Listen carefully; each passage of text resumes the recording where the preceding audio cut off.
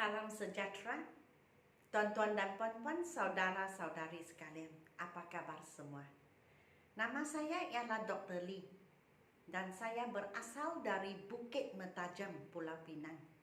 Sekarang saya tinggal di Kluang Johor.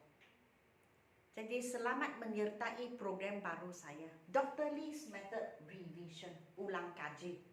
Ulang kaji berasaskan buku yang saya terbitkan dan di mana saya telah melancarkan 38 Days Grammar Challenge, cabaran grammar 38 hari. Apabila saya telah terbitkan buku ini, saya telah berjanji untuk memuat naik video dan mengajar setiap soalan dalam buku ini. Dan pada masa itu, saya telah mencabar setiap pembeli untuk menghabiskan buku ini dalam 38 hari. Sebab itu saya panggilnya 38 Day Grammar Challenge. 38 hari. Terus saya mencabar. Kamu habiskan buku ini dalam 38 hari. Dan mengapa 38 bukan 39 bukan 40? Sebab buku ini ada 38 bab yang terpenting dalam tata bahasa Inggris. 38 bab ini akan mengikuti kamu dari tahap 1 hingga ke tahap 7. Jadi sekiranya hari ini saya menulis buku grammar tahap 2. Ke-38 bab ini akan muncul dalam tahap 2. Dan saya mungkin tambah 4 atau 3 atau 4 bab yang lain. Jikalau pada hari ini saya tulis buku tahap 3, level 3, ke-38 bab ini akan muncul juga di level 3, level 4, level 5, level 6, level 7. Ikut saja. Mengapa? Sebab ini adalah asas ataupun tiang rumah kita. 4 tiang rumah kita.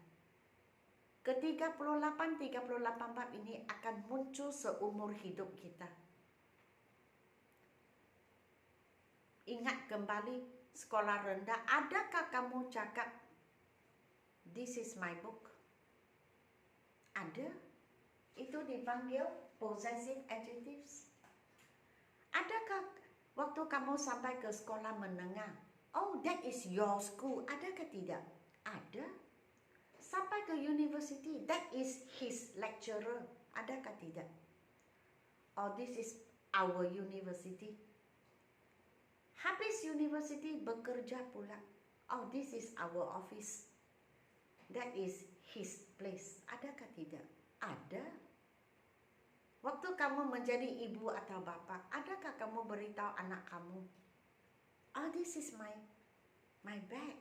That is yours. That is your bag. Adakah tidak? Ada. Possessive adjectives.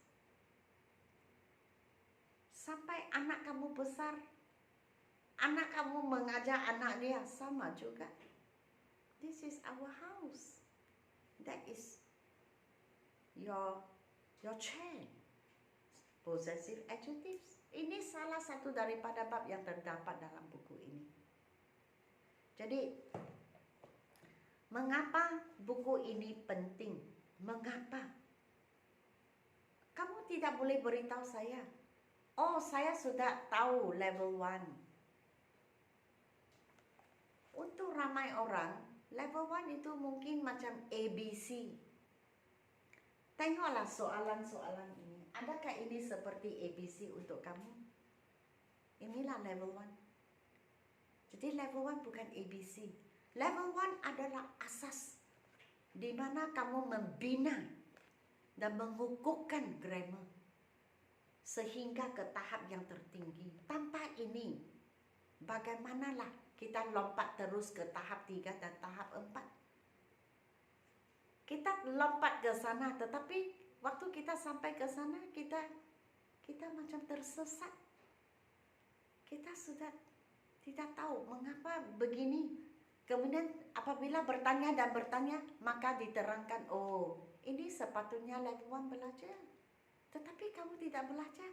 Kamu terus lompat ke tahap 3, tahap 4. Jadi yang tahap 1, tahap 2 tidak ada. Jadi tidak ada asas. Oke, waktu saya sebut asas, maksud saya bukan belajar ABC, tetapi belajar kita panggil apa? Kita belajar atau kita membina 4 tiang yang kukuh supaya rumah kita tidak roboh, tidak rebah begitu. Jadi oleh sebab saya sudah habis mengajar buku ini dalam YouTube channel saya berfikir dan berfikir, adakah pelajar-pelajar saya akan pandai selepas membuat buku ini? Adakah mereka akan pandai? Buat 1 kali saja, setiap bab buat 1 kali latihan sudah pandai. Saya fikir dan saya fikir saya sendiri. Jikalau saya mempelajari sesuatu yang baru, topik yang baru, saya belajar. Tidak kiralah dari sekolah kah, dari cikgu kah, dari YouTube kah, 1 kali. Adakah saya sendiri akan pandai? Saya sendiri tidak akan pandai. Mengapa? Sebab kalau saya belajar 1 kali, membuat latihan 1 kali, saya rasa saya tidak dapat meresap semua dan menguasai semua. Jadi bagi saya, mungkin saya perlu 4 atau 5 kali baru saya akan pandai. Terus membuat dan membuat dan membuat, praktis dan praktis. Maka saya rasa, oh begini rupanya. Saya akan lebih pandai. Sebab itu saya melancarkan kursus baru, mengulang kaji 38 bab yang terdapat dalam buku ini. Tetapi walaupun topiknya sama, soalannya langsung tidak sama. Jadi bagi sesiapa yang telah membeli buku ini, kamu ada peluang yang kedua. Peluang yang pertama membuat soalan dalam buku ini. Peluang yang kedua membuat soalan yang saya paparkan di papan putih. Jadi kamu ada 2 kali. Setiap topik ada 2 kali pusingan untuk membuat latihan yang berlainan, tetapi topiknya sama. Jadi saya berasa jikalau kamu berbuat demikian 2 kali, maka saya pasti pengetahuan kamu akan lebih mendalam dan kamu akan lebih pandai dan kamu akan dapat menguasai grammar dengan lebih baik lagi. Jadi tengok papan di sini, ini adalah kerja rumah yang telah saya memberi pada video yang lalu. Possessive nouns. Possessive nouns maksudnya punya. Contohnya Ali punya bag, Ali's bag. The cat's ball, kucing punya bola, punya. Atau banyak kucing punya bola-bola. The cat's balls. Jadi kita tulis apostrophe S untuk bermaksud punya. Tapi jikalau ianya memang banyak, contohnya boys, maka kita tulis apostrophe di belakang S untuk menunjukkan punya. Tetapi itu untuk benda-benda yang ada nyawa, orang dan binatang. Untuk benda-benda yang tidak ada nyawa, kita tidak boleh tulis apostrophe S atau apostrophe. Kita mesti gunakan of the untuk menggantikan apostrophe. Okay? So, kalau saya cakap this is the book's cover, inilah buku punya kulit, salah. Mengapa salah? Sebab buku tidak ada nyawa. So, jawabannya this is the cover of the book. Cover pindah ke depan, book pindah ke belakang. Tengah-tengah gunakan of the. Maka jawaban sudah tepat. This is the bottle's cap, salah. Botol tidak ada nyawa, sebab itu kita tidak boleh tulis apostrophe S. Maka jawapan yang tepat ialah this is the cap of the bottle. Cap pindah ke depan, botol pindah ke belakang, tengah-tengah gunakan of the untuk menggantikan apostrophe S. This is the chair seat. Salah, sebab chair tidak ada nyawa. Tidak ada nyawa, tak boleh gunakan apostrophe S. Jadi jawapannya, this is the seat of the chair. Seat pindah ke depan, chair pindah ke belakang, tengah-tengah gunakan of the untuk bermaksud punya. This is the box lid. Salah, sebab box itu tidak ada nyawa. Kalau tidak ada nyawa, tak boleh tulis apostrophe S. Jawapannya, this is the lid of the box. Lid pindah ke depan, box pindah ke belakang, tengah-tengah gunakan of the. This is the car's door. Salah, sebab car tidak ada nyawa. Kereta punya pintu. Jadi jawapannya, this is the door of the car. Door pindah ke depan, car pindah ke belakang, tengah-tengah gunakan of the untuk menggantikan apostrophe S. This is the clock's hand. Salah, sebab clock itu tidak ada nyawa. Jawapan, this is the hand of the clock. Hand pindah ke depan, clock pindah ke belakang, tengah-tengah gunakan of the untuk menggantikan apostrophe. This is the table's leg. Salah, this is the leg of the table.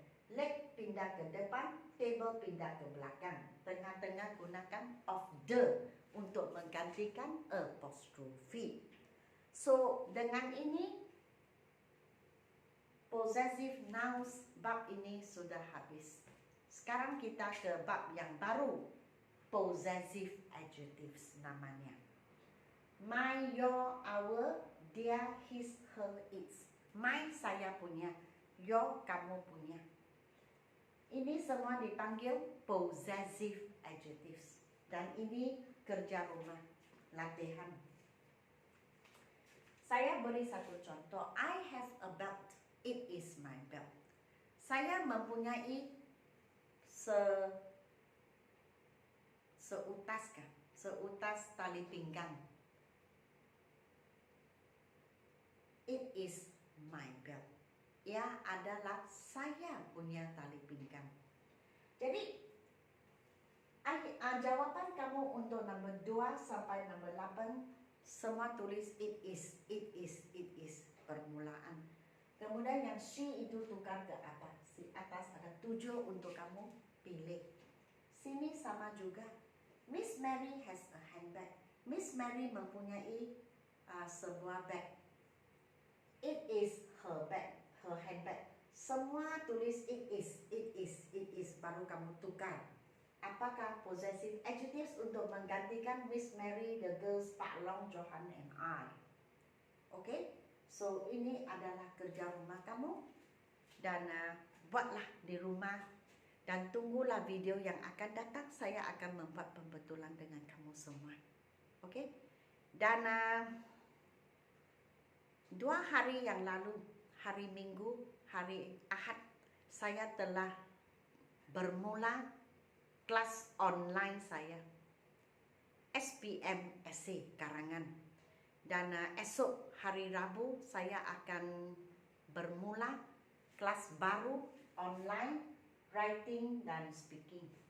Jikalau kamu ingin menyertai, silalah WhatsApp kepada saya 019 7878 299 dan daftar. Dan bagi sesiapa yang ingin membeli buku ini masih ada stok. Silalah WhatsApp kepada saya juga. Oke, sekian, terima kasih. Sila beri saya like, share dan subscribe. Dan sehingga kita berjumpa di video yang akan datang. Selamat tinggal.